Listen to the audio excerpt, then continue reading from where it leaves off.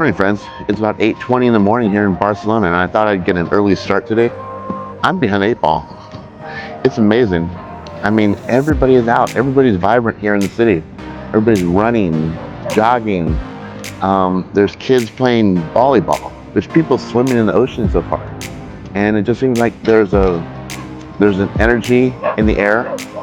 Um, uh, oh, health conscious forward. I haven't seen one person eating a bagel or a croissant here. I haven't seen one person carry a cup of coffee. Um, it just strikes me as very different, being from, the United States where, first thing you do, get up in the morning, have a cup of coffee, and then you go to Starbucks, get your $40 cup of coffee, and just kind of walk around and, kind of ease into the morning. Here, it seems like they jump right out of bed, just running. Probably another reason why it's a great city, folks. I literally feel at 8:20 in the morning, look at this guy running, and he's 50, 60 years old. I literally feel like half the day is wasted away. It's ridiculous. Again, lessons we learned here, folks. Oh, and by the way, the beaches that we're looking at, they're brand new. They didn't exist prior to 1996. The Olympics came, and the city decided they needed a makeover. This whole thing used to be in one industrial complex. All the beaches were here. And with a city of inhabitants of 1.6 million and over 30 million visitors a year, I'd make myself over too. Besides, who wants to see an industrial wharf? Welcome to Port Olympic. Now, this port was built in 1992 solely for the purpose of the 1996 Olympics, so they could host all the sailing events that the Olympics had to offer. Now you can see it's a major yacht basin, holds about 700 yachts, and it has some of the finest seafood restaurants that Barcelona has to offer. Included in that are bars and restaurants. So it has a pretty vibrant nightlife here. Yeah, looks pretty inviting if I say so myself.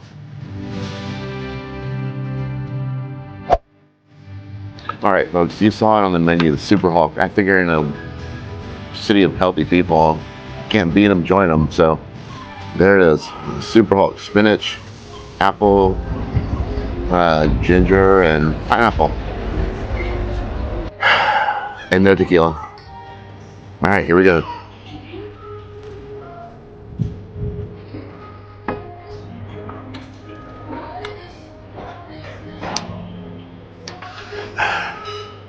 All right, it's green, and anything green really doesn't taste good, folks. So it's all right. I'm not gonna complain. It's healthy. I know it's healthy. So yeah, it's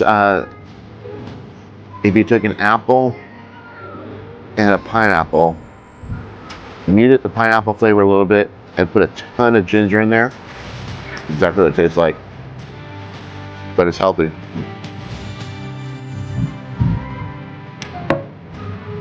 I'll see you when dinner comes. All right, friends, we're just leaving the Chipperone, and I gotta be honest with you, that was terrible.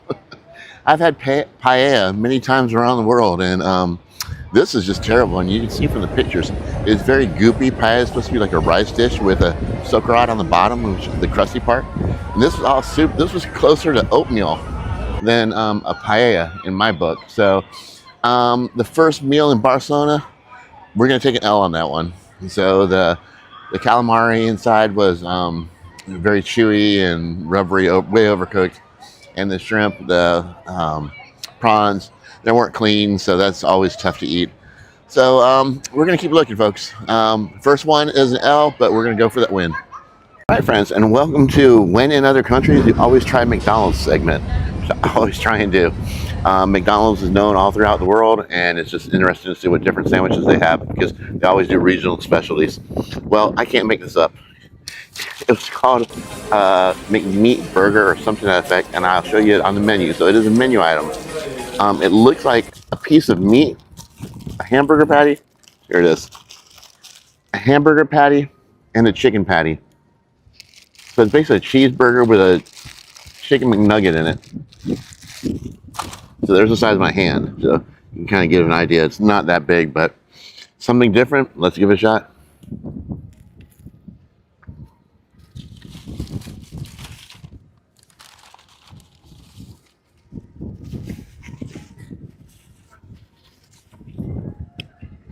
I'll be honest, it's not that bad. I mean, it's different. You can really taste the chicken McNugget part of it, and that's the forward taste of it. But then after that, then the cheeseburger kicks in. So, you know, if you ever had a chicken McNugget and eat that and then have a taste of burger, it's exactly what it tastes like. So it sounds kind of gross, but it works. So I'll give it to Barcelona McDonald's for the win.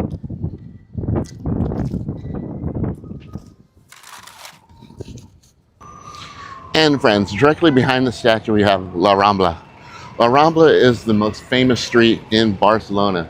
It's actually a combination of 5 different streets that combine into one. It goes back into their Arabic days for Ramla, which basically means a sandy riverbed. This whole strip, you can see how it's so well defined. It used to be a dry riverbed, and that's actually what La Rambla means. Now, during the daytime, you have an eclectic mix of people walking, sightseeing, all kinds of different shops, florists, some bakeries, cafes. If you want the best cup of coffee, you'll find it here. At nighttime, some of the award-winning restaurants, some of the best restaurants you can find in Barcelona are going to be right here on this street.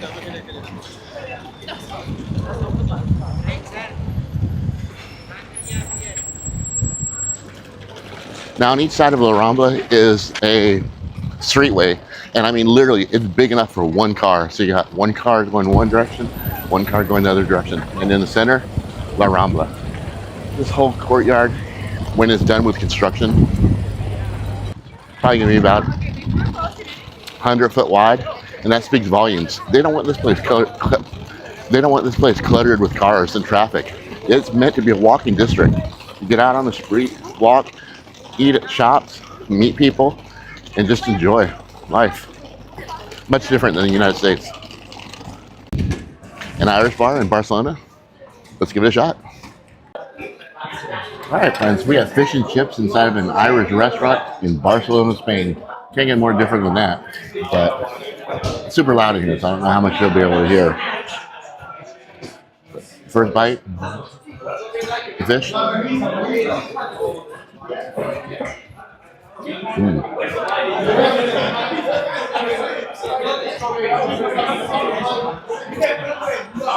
That's really good. I think somewhere in the batter is vinegar that has that salty punch to it.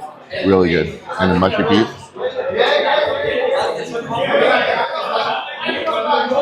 Mushy peas with chicken broth added to it. And the chips.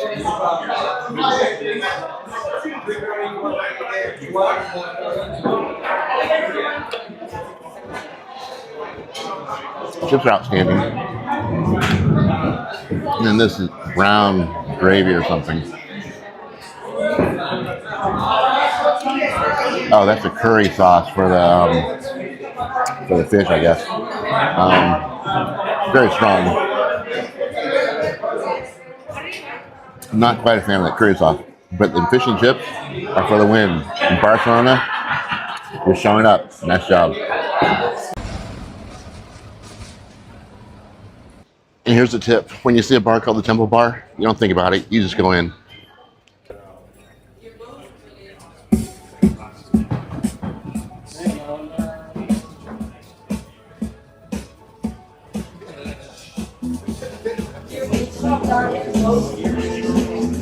All right, so just to give you an idea of how massive Barcelona is, I mean, I'm on an intersection right now of a street corner. Let me show you the street corner so you can understand that everywhere you look, there's an adventure waiting to happen.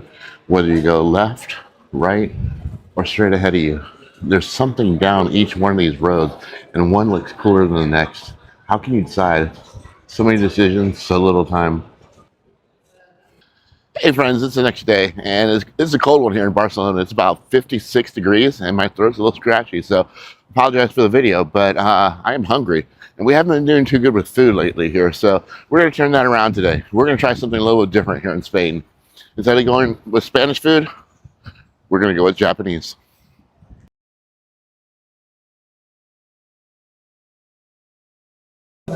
We may have a winner here, folks, but it's super loud, so I'll report you after we're done. Hey friends, I just want you to check this place out. This is the hotel where I'm staying at. It's the Occidental del Mar, and it is beautiful. Just look at this. This is their second story rooftop balcony with a pool. They've got little putt-putt golf back here, and it's just set up to enjoy the sun. Not too bad, huh? So, folks, let me officially say, we have found some amazing food in Barcelona, and I am so happy. Coco Me for the win. We had to go to a Japanese restaurant to get it in Spain, but we finally got decent food in Spain. So this place, my concierge told me about it, Coco Me. They advertised it as a buffet, so automatically I was skeptical about it because I do not like buffets at all. But it's unique what they do in America. You might take a page from this. They give you this great big book, and I mean, probably they're all together about 50 pages front and back, and you just pick out what you want and put it in a number on a sheet of paper. The little waiter comes by, and he takes it back to the kitchen, and they make it for you. Now, don't get me wrong. This place was a disaster, and it's kind of like all of Barcelona came there at one time, sat there, slammed this guy, our poor little waiter. He was some type of Asian and maybe 5'4", and he was just running the whole entire time. So the customer service was not that good. The place was a train wreck. I mean, literally a bomb went off inside of this place because it's like everybody came at one time and left at one time, and the waiter had no time to recover. That being said, the food was amazing. I'm definitely going to go back there another time before I leave here. But like I said, you pick up, you order your little numbers, and they bring it out to you. Eat as much as you want, as many times as you want, and everything was good. I started off with a miso soup, and it was delicious. I followed that with some razor clams, and then off to a shrimp fried rice or something a little hot. Then from there I had a chicken katsu, which was breaded chicken breast with some teriyaki and Japanese mayonnaise. That was to die for. Then I had the pork bao bun, pillowy soft bun with ground pork inside of it. And then the highlight of it, oh my God, was this butterfish with mango topping. This was like Jesus himself came down and made it for me. The butterfish, nice and soft and light and flaky, mixed with a mango, not overly sweet mango, but just a nice ripe mango put on top of rice. It was incredible. That was definitely the highlight of the show. All right, so with dinner out of the way, let's go back downtown and see what we can find down there, folks. Stick with me.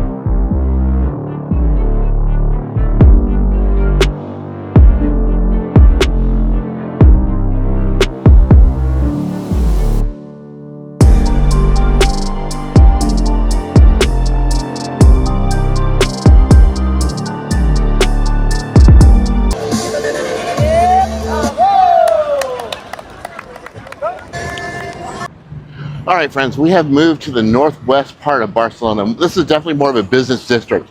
Here, the people are in a rush. They know what they want, they know where to go, and they're in a quick time period. Now, for a little while, I was a stockbroker, and for a while, I made a pretty good living doing that. But now, it's only proper that I go drink there.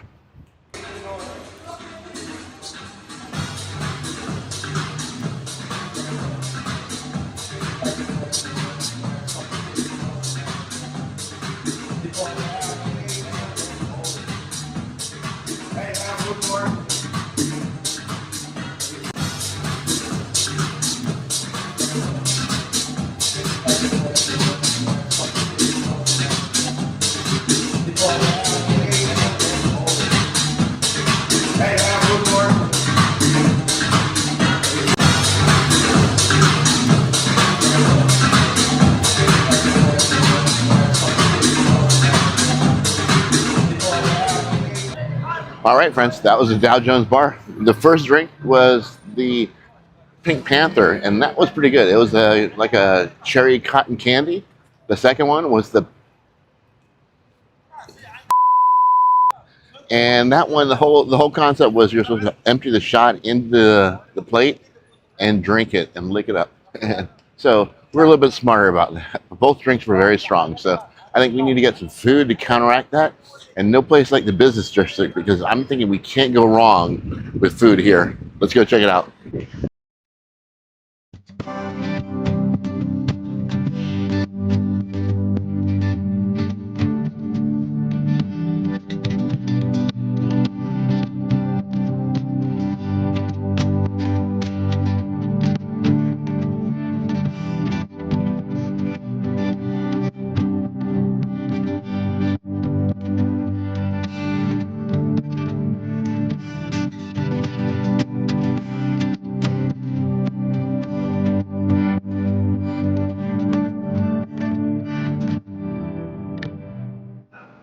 All right, friends, for the win, Don Kilo, Barcelona.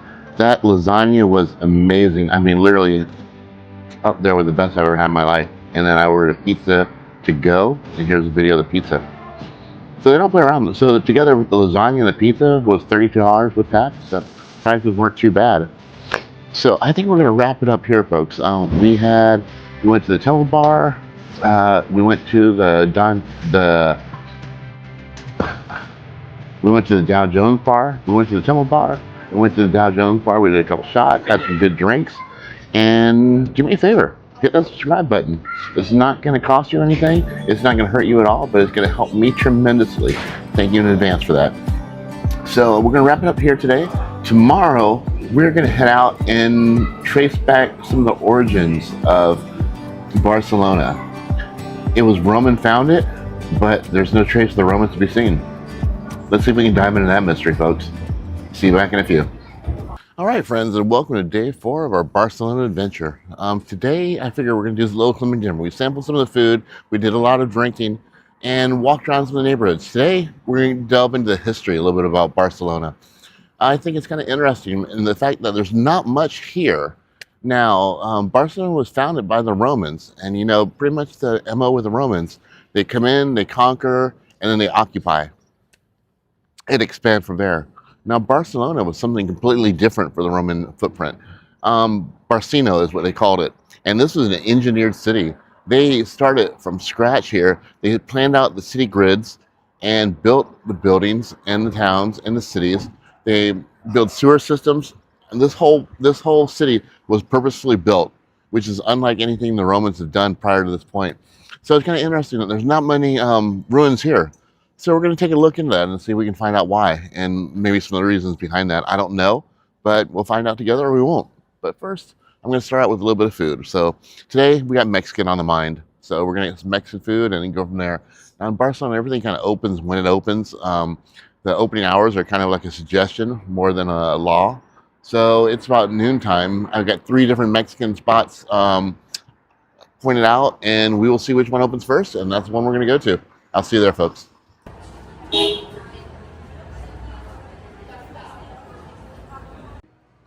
And here we are with our burrito and taco. Sometimes it's best just not ask questions. All right, so long story short, basically, I was waiting on the Mexican restaurants to open, and they opened at 12. I was at the first one at 12:02. He said they needed about 45 more minutes. The second one, all dark, wasn't open. Then I got to the third one about 12:20, and he said he opened in another hour. So, rule of thumb, when you're dealing with anything time here in Barcelona, just put an ish on the end of it. I think that'll make sense. Meanwhile, behind me is the famous church, the Cathedral de Barcelona. The biggest church here in Barcelona. It was built somewhere between the 1300s and 1400s. The sight to see, we saw a little bit yesterday with the performers out in front. There it is.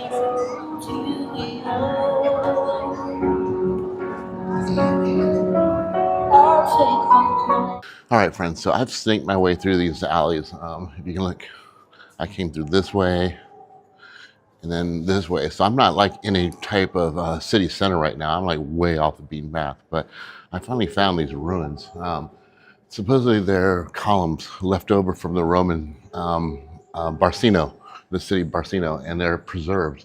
So they've kind of done this building, this structure, like a replica of some stonework. I'll show this to you real quick.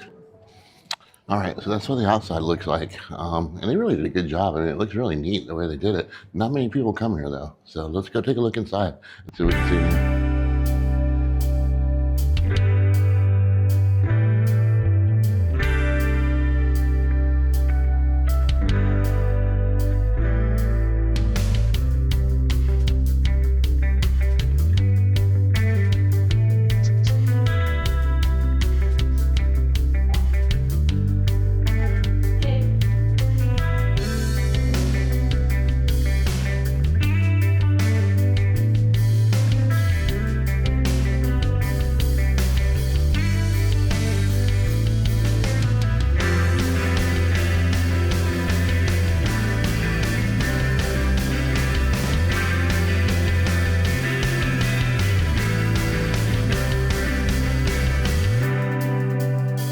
All right, yeah. How cool was that? My hand was actually on a Roman column that was preserved. So apparently that was a temple built to signify that religion came before all else in the Roman society. And that was a monument to it. Super cool. And my hand was on it.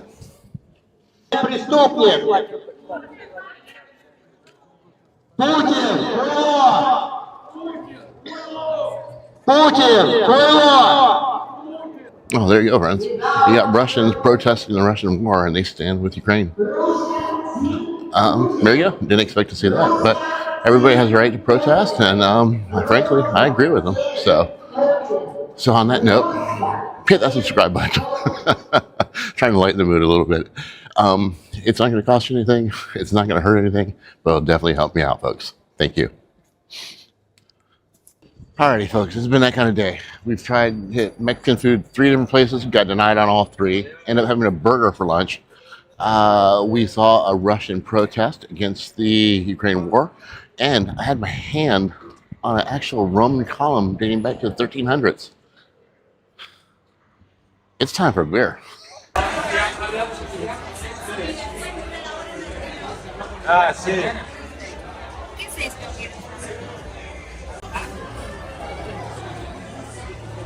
Long Island iced tea. Cheers. Old Irish pub.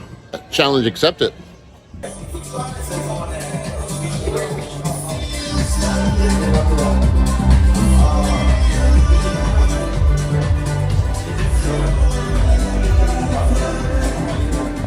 All right, friends. The Old Irish Pub for the win. That Murphy's Irish Red was an amazing beer. It was kind of like a Guinness, but only lighter. So it's in between a Guinness and a red. Definitely do that all over again. So with that being said, folks, I think I am going to close out. You know, I always try and bring you some of the off beaten path places and some of the walking places. Not like the main tourist areas, but something you can see like when you're done with tourist areas and find out where, you know, you want to go and maybe like have a couple extra stops in your trip. So that's kind of where we're at here. And the only way I can think of closing out that will do this place justice is the Romans engineered this place. It was one of their only cities that they engineered from scratch rather than took over and assimilated and called their own. So they engineered this for a reason. The streets are smaller than the sidewalks. Now again, this is purposefully. The streets are smaller than the sidewalks. It's meant for a reason, folks. When you get here, it's meant to be walked. It's meant to be experienced. You don't just drive through it or drive by it. You get out and walk and enjoy it. Everywhere you walk, there's a side passageway. Look behind me. Everywhere you walk, there's something like this. And every one of these passages, there's something down there. Like I say, folks, get out, one foot in step with the other. Get out and explore. Until next time, be safe and be adventurous.